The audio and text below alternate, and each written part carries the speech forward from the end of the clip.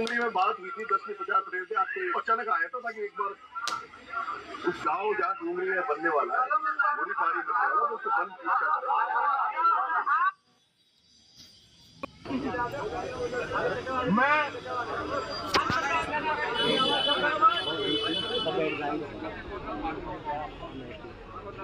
मैं अपनी बात रखूंगा।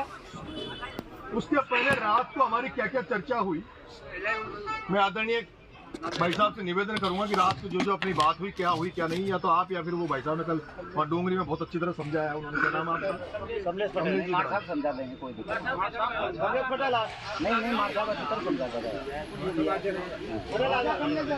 भाई जो हमारी शाम को बात हुई,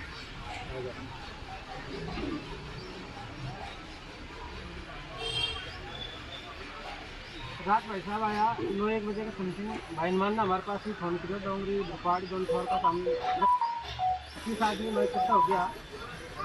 तो भाई साहब ने हमसे पूछे भाई आप मतलब क्या चाहते हो, आपकी मंशा क्या है।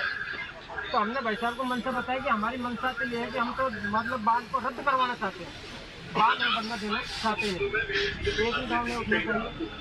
हमारी जगह जगह मीटिंगें हो रही है, कमेटी की मीटिंग हो रही है, बड़ी महापंचायत की हो रही है, लोगों को जगावा के लिए ये मीटिंग रखी जा रही है, जन जागृति के लिए, एक दूसरा को जोड़वा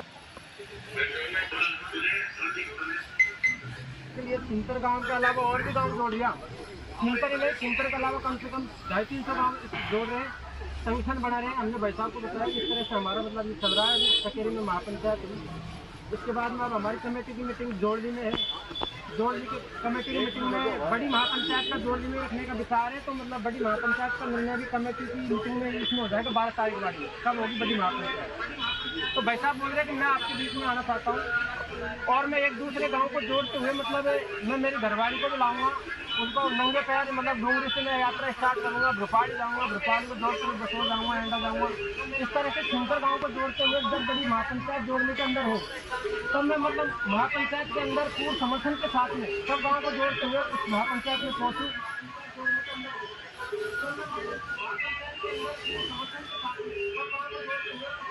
2.5-3 लाख की संख्या में पब्लिक इकट्ठी हो, उनके बीच में जो भी कमेटी निर्णय करेगी उसके आधार पर ही मैं चलूंगा। आपके बीच में कमेटी जो करेगी उसके आधार पर ही मैं चलूंगा, ऐसा बोल रहे हैं।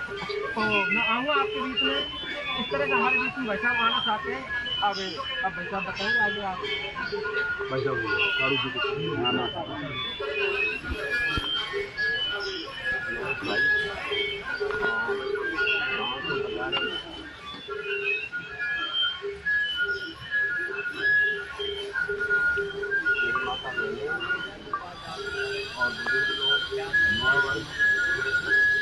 आप लोगों को भी ये पता नहीं था कि एक भाई आज रात को आ रहे हैं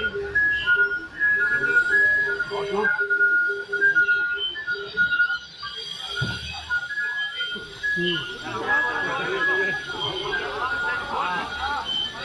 कल रात को हमारे पास 8 बजे के लगभग संदेश आया था।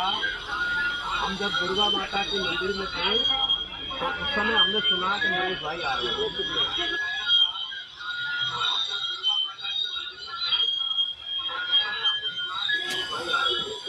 तो हम अचानक ये सोचने लगे कि भाई नरेश भाई बिना किसी सूचना के, किसी को हवा तक नहीं है और नरेश भाई यहाँ आ रहे हैं, तो यार ऐसा क्या मामला है जो नरेश भाई अचानक आ रहे हैं।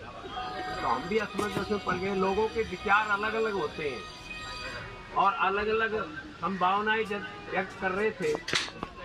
फिर जब हमारे पास में भाई हनुमान जी का डोंगरी वालों का फोन आया कि भाई मार साहब, हमने एक ही सवाल किया था कि आप लोग ये आश्चर्य कर रहे होंगे